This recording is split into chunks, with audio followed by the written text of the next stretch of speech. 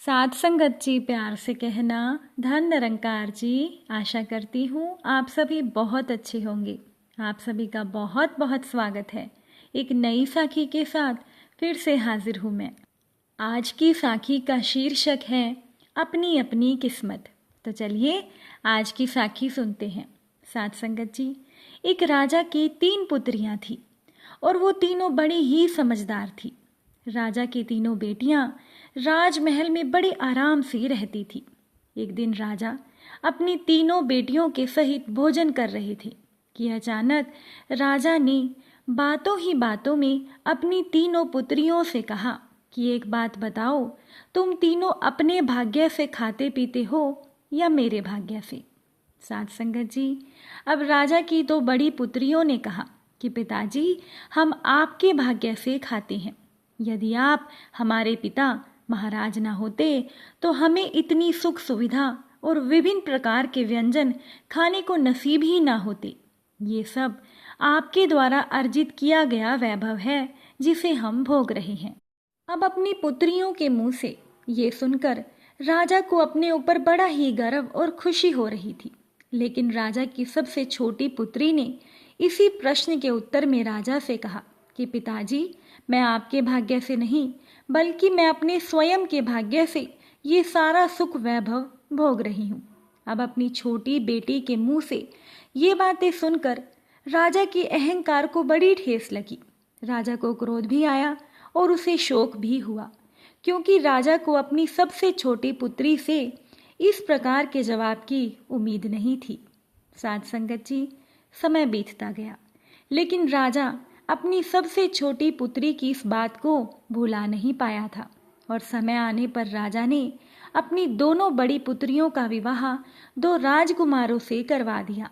परंतु अपनी सबसे छोटी पुत्री का विवाह क्रोध की वजह से राजा ने एक गरीब लक्कड़हारे से कर दिया और विदाई देते समय अपनी बेटी को वो बात याद दिलाते हुए कहा कि यदि तुम अपने भाग्य से राज वैभव का सुख भोग रही थी तो तुम्हें उस गरीब लक्कड़हारे के घर भी वही राजवैभव का सुख प्राप्त होगा। अन्यथा तुम्हें भी ये मानना पड़ेगा कि तुमने आज तक जो भी राजवैभव का सुख भोगा वो तुम्हारे नहीं बल्कि मेरे भाग्य से तुम्हें मिला था। अब चूंकि वो लक्कड़हारा बहुत ही गरीब था, इसीलिए निश्चित ही राजकुमारी को राजवैभव वाला सुख तो प्राप्त नहीं हो रहा था। साध संगत जी, लक्कड़हारा दिन भर लकड़ियां काटता और उन्हें बेचकर मुश्किल से ही अपना गुजारा कर पाता था। राजकुमारी के दिन बड़े ही कष्ट में बीत रहे थे, लेकिन राजकुमारी निश्चिंत थी, क्योंकि राजकुमारी यही सोचती थी कि यदि उससे मिलने वाले राजवैभव का सुख उसे उसके भाग्य से मिला था तो निश्चित ही उसे वो सुख गरीब लक्कड़हारे के घर पर भी मिलेगा।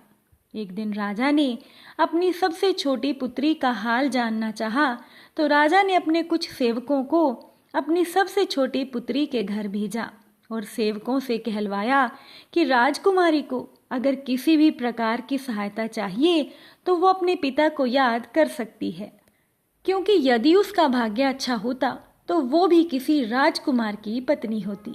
साध संगत जी, लेकिन राजकुमारी ने किसी भी प्रकार की सहायता लेने से मना कर दिया, जिसकी वजह से महाराज को और भी ईर्ष्या होने लगी अपनी ही पुत्री से। क्रोध के कारण महाराज ने उस जंगल को ही नीलाम करने का फैसला कर लिया जिस पर उस लक्कड़हारे का जीवन चल रहा था। एक दिन लक्कड़हारा बहुत ही चिंता में अपने घर आया और अपना सर पकड़कर झोपड़ी के कोने में बैठ गया। अब राजकुमारी ने जब अपने पति को चिंता में देखा तो चिंता का कारण पूछा।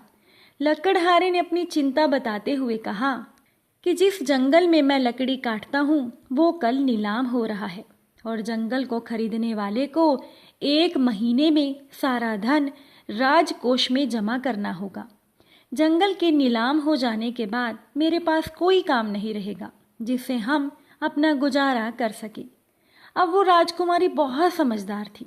उसने एक तरकीब लगाई और अपने पति से कहा कि जब जंगल की बोली लगे तब तुम एक काम करना, तुम हर बोली में केवल 1 रुपया बोली बढ़ा देना। अब दूसरे दिन लकड़हारा जंगल गया और नीलामी की बोली शुरू हुई। और राजकुमारी के समझाए अनुसार जब भी बोली लगती तो लकड़हारा हर एक बोली पर 1 रुपया बढ़ाकर बोली लगा देता, जिसके परिणाम स्वरूप अंत में लकड़हारे की बोली पर वो जंगल बिक गया। लेकिन अब लकड़हारे को और भी ज्यादा चिंता होने लगी, क्योंकि वो जंगल 5 लाख रुपए में लकड़हारे के नाम पर छूटा था, जबकि लकड़हारे के पास तो रात्रि के भोजन की व्यवस्था हो सके इतना पैसा भी नहीं था। साथ संगत जी, आखिर घोर चिंता में घिरा हुआ वो लकड़हारा अपने घर पहुंचा और सारी बात अपनी पत्नी को बताई। राजकुमारी ने कहा कि आप चिंता ना करें, आप जिस जंगल में लकड़ी काटने जाते हैं वहां एक दिन मैं भी आई थी। जब आप भोजन करने के लिए घर नहीं आए थे, मैं आपके लिए भोजन लेकर उस जंगल में आई थी। तब मैंने वहां देखा था कि जिन लकड़ियों को आप काट रहे थे वो तो चंदन की लकड़ियां थी। आप एक काम करें, आप उन लकड़ियों को दूसरे राज्य के महाराज को बेच दें। चूंकि 1 माह में जंगल का सारा धन चुकाना है, सो हम दोनों मेहनत करके उस जंगल की लकड़ियां काटेंगे और साथ में नए पौधे भी लगाते जाएंगे और सारी लकड़ियां राजा को बेच दिया करेंगे। अब लकड़हारे ने अपनी पत्नी से पूछा कि क्या इस राज्य के महाराज को नहीं पता कि उनके राज्य के जंगल में चंदन का पेड़ भी है। राजकुमारी ने कहा कि नहीं, महाराज को मालूम है, परंतु वो जंगल किस ओर है ये बात महाराज को नहीं मालूम है। अब लकड़हारे को अपनी पत्नी की बात समझ में आ गई। दोनों ने कड़ी मेहनत से चंदन की लकड़ियों को काटा और दूर दराज के राजाओं को बेचकर जंगल की सारी रकम 1 महीने में चुका दी और नए पौधों की खेप भी रोपवा दी, ताकि उनका काम आगे भी चलता रहे। साथ संगत जी, धीरे धीरे लकड़हारा और राजकुमारी धनवान हो गए।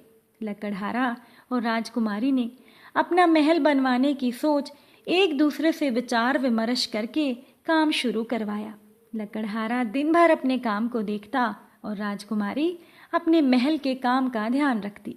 एक दिन राजकुमारी अपने महल की छत पर खड़ी होकर मजदूरों का काम देख रही थी कि अचानक उसे अपने महाराज पिता और अपना पूरा राज परिवार मजदूरों के बीच मजदूरी करता हुआ नजर आता है। राजकुमारी अपने परिवार वालों को देख सेवकों को तुरंत आदेश देती है कि वो उन मजदूरों को छत पर ले आए। अब सेवक राजकुमारी की बात मानकर वैसा ही करते हैं। साथ संगत जी, महाराज अपने परिवार सहित महल की छत पर आ जाते हैं और अपनी छोटी पुत्री को महल में देखकर हैरानी से पूछते हैं कि तुम महल में कैसे। तब राजकुमारी अपने पिता से कहती है, महाराज, आपने जिस जंगल को नीलाम करवाया था वो हमने ही खरीदा था, क्योंकि वो जंगल चंदन के पेड़ों का था। और फिर राजकुमारी ने सारी बात अपने पिता को बताई। अंत में राजा ने स्वीकार किया कि उनकी बेटी बिल्कुल सही कह रही थी। साथ संगत जी, समय कुछ ऐसा बदला कि राजा की सबसे छोटी बेटी, जो कि एक गरीब लकड़हारे की पत्नी थी, वो दोनों पति पत्नी ने अपनी मेहनत से अपने भाग्य को बदल दिया और राजा के हाथों से उनका राजपाट ही चला गया। और अंत में राजा ने स्वीकार किया कि उनकी बेटी की बात बिल्कुल सही थी कि संसार में सभी अपने नसीब से पाते हैं, सबका अपना भाग्य होता है, लेकिन ये भाग्य बनाया जाता है केवल अपनी मेहनत के बल पर। अगर हम मेहनत करेंगे तो निश्चिंत रूप से हमारा भाग्य भी अच्छा ही होगा और सबको अपनी मेहनत का और अपने भाग्य का ही मिलता है। उम्मीद करती हूँ कि साखी आपको अच्छी लगी होगी। अगर अच्छी लगी हो तो अपने विचार कमेंट में ज़रूर बताइएगा। फिर मुलाकात होगी नई साखी और नए विचारों के साथ। तब तक के लिए खुश रहिए, सेवा सिमरन सत्संग कीजिए, सद्गुरु माता जी के चरणों से जुड़े रहिए। प्यार से बोलिए, धन निरंकार जी।